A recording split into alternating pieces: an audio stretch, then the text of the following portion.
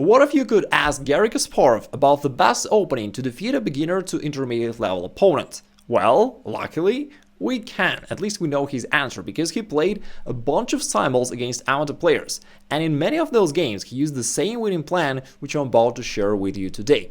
So in this position that comes from first standard opening moves, your opponent will typically play either bishop c5 or knight f6, which doesn't really matter for us because it will lead to the same standard opening position. In this game, his opponent played knight f6.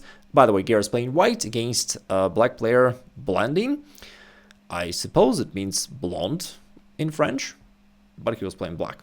Anyway, let's continue. So knight f6, d3, and black played bishop c5. So we're reaching this very standard position, which you've probably seen many times in your own games. So how do you play it? Well, first he plays move pawn to c3 instead of moving the knight there. And it makes a lot of sense. Now, there are two main reasons behind this move. First of all, you take away this square so that your opponent can never jump there forward and attack you, and that's nice. Secondly, you're getting ready to play d4 anytime in the future. Doesn't mean you have to play right away, but there will always be this threat which is annoying for your opponent. Now, after your opponent responding with d6, there is another mysterious move that Garry always plays, and that's move bishop b3. Now, initially it may puzzle you. Why not to castle? Why not to develop? Why to move the same piece twice in an opening, which seems to be wrong? Well, in this particular case, there is a reason to do that. Like, your bishop is a very important piece which puts this long-term pressure against your opponent, and you do want to save it. However, your opponent at some positions may jump with his knight to a5, like I'll just show you what I mean, may jump here to a5 and will try to trade off this bishop, which you don't want. So, in order to prevent this, you go bishop b3, and then the idea is if your opponent ever tries knight a5, it's completely harmless because you've got this nice escape square. And after that, as you escape, there will be a threat of b4, so it's clearly disadvantageous for black, and he's probably not going to go there. Therefore, there is this prophylactic move bishop b3. Now, it is also a very clever and crafty trap, positional trap, because very often your opponents at some point will play bishop g4. Looks like the most active square for the bishop, beating your knight and hopefully helping black to develop his kingside attack later on, but it is actually a pretty big mistake, I would say. And from here, he's going to be a downhill battle for your opponent. He's constantly going to be under massive pressure. Now, we'll see why. That's why this plan is so good. Initially, I played pawn h3, asking this bishop to make a decision, whether they want to trade or go back. In both cases, we're cool. We know what to do then, and our plan fundamentally is the same. Now, in the game, black played bishop h5, which is the most played move in this position, but some of your opponents might take this knight on f3, so let's also talk about this so that you are fully prepared. Now, what if your opponent takes right here? Well, that's actually pretty nice, because it helps your queen to get out to this active position. You can also relocate the queen here and put pressure along the g-file. In both cases, we're targeting his king, which is cool. Also, you've got two bishops. They are very active. They're already controlling these diagonals. If, let's say, your opponent castles, then with bishop g5, it's already quite problematic. You put pressure here, and your opponent can't really do anything about that. So it's going to be a long-term pressure, and anytime you want to, you can take and ruin his pawn structure. So that's probably already almost losing for black. Now let's go back. If instead your opponent tries to stop this by going h6, again, I want you to know what to do regardless of your opponent's moves. So whatever he plays, you'll have a clear attacking plan. Now there is a nice downside of this move which your opponent is unaware of. You're going to go knight d2. That's a standard maneuver in the Rue Lopez, but you can use it right here as well, where your knight relocates to this very powerful attacking square g3 and ideally to f5. And if you can put your knight there, then guess what? You've got a crush and attack. But even more so, we're once again also waiting for your opponent to castle right into your attack, because then you can even have like this brutal attack within the next couple of moves. You just play g4, and our idea is that simple. We want to use this pawn to break open the position on the king side. You want to go rook g1, g5, and checkmate him. And as simple as it sounds, there's not much black can do, or at least it's very difficult for black to find anything effective against this. So usually they'll play something like a6, a5, queen d7, rook e8, doesn't really matter, whatever. You go rook g1, they play something again, doesn't matter, you go g5. And as you can see, this pawn h6 is actually very helpful, because your pawn has nothing to do but to open the g-file for us. With this pawn standing on h7, he could just move the knight away, but with the pawn on h6, that's a big problem. Now we're threatened to take here or here. If he captures, we recapture with the rook. And now we've got this rook opposite his king. And it's the beginning of the end. Right now you already threatened queen takes f6, by the way, because the pawn is pinned. You have this massive attack along the g-file. I'll also show one common tactical motif. If, let's say, he defends the knight, you can now team up against the g7 pawn. If he ever moves it forward, it's a very common blunder because there is rook takes g6. Now, your opponents usually overlook the fact that you have this bishop standing here in an ambush, and it pins the pawn.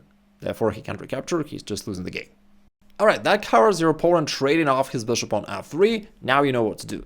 What if he goes back with his bishop, which is the most common choice? He wants to maintain the pin. Then you play knight d2, and as we know, first of all, you want to reroute the knight right here. From there, you're going to attack the bishop, or you want to put your knight to f5. But once again, that is also an awaiting move. We just want for your opponent to castle kingside, because as he do this, we're going to have a pretty cool attack after that. So when he castles, Garry played queen e2, another kind of waiting move. And after queen d7, Garry launched the actual attack, pawn g4. At first looks like white player is a noob who doesn't know what to do. He does not develop his pieces, he leaves his king in the middle of the board, he pushes the pawns and weakens his position. It looks all bad.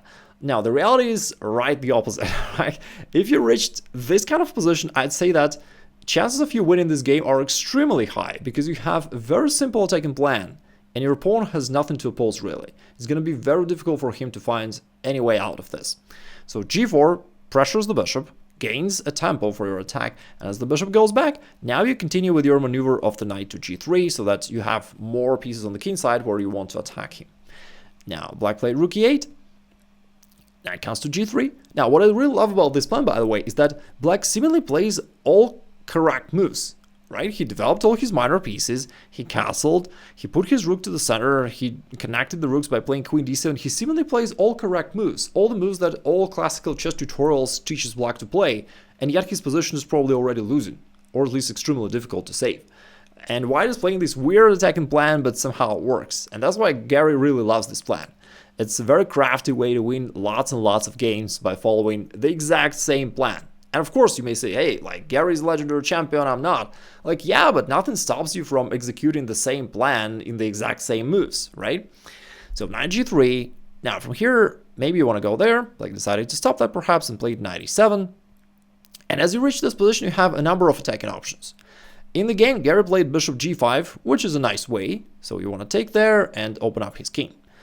Alternatively, quite often you can just jump with your knight forward to f5, and that can be also pretty strong because your opponent cannot tolerate this knight, which puts so much pressure against him. And if he ever takes it, this again opens up the g-file for you. You'll put your rook there, and it's going to be all over very soon. Apart from that, sometimes you can also just push the pawn forward h4, h5, and trap the bishop, or completely open up the king side and again attack his king. So you have a lot here. You have this pawn push, you have bishop g5, knight f5, depending on the situation you may choose the move you like the most. Garry chose the easiest one, bishop g5, developing a bishop and threatening to ruin his pawn structure. And black has nothing to do really. Again, like black is kind of stuck here, very difficult to find a counterplay because whatever he does doesn't really change anything for you, you just push forward with the same plan. Black played h6, white traded on f6, and here Garry felt so comfortable that he even castled queenside. Because why not? I mean, black is stuck, he can't do anything, so white can attack comfortably and even finalize his development. Now, black played rook d8, not exactly sure why, and knight h4. Now, we want to put pressure here, or maybe jump to f5. By the way, once again, it's useful to notice that if we take here, your opponent will not be able to recapture the pawn and repair his pawn structure, because we still have this bishop on b3. It's one of the like very tactical motifs that your opponent will overlook. Like this bishop stands there for a long time, but it's always important that it is there and it takes part in your attack. Now, after knight h4, black decided to save his bishop, and Garry played knight h5. Well, normally a knight on the rim is deemed one of the classical chess rules, but Garry says rules are for fools, and he put both his knights on the edge of the board. Well, in this particular case, it's pretty strong indeed. From here, you want to go knight takes f6 with a fork to the king and queen, and also bishop to some extent, and black is defenseless. So black tried to remove the queen, but then knight takes f6, still check to the king. In the game, black played king f8, which maybe isn't the best option, but actually it was pretty bad anyway. Let's say if he goes here, white can just break open with g5, queen h5, something like this, and checkmate. so black was probably lost at this point already.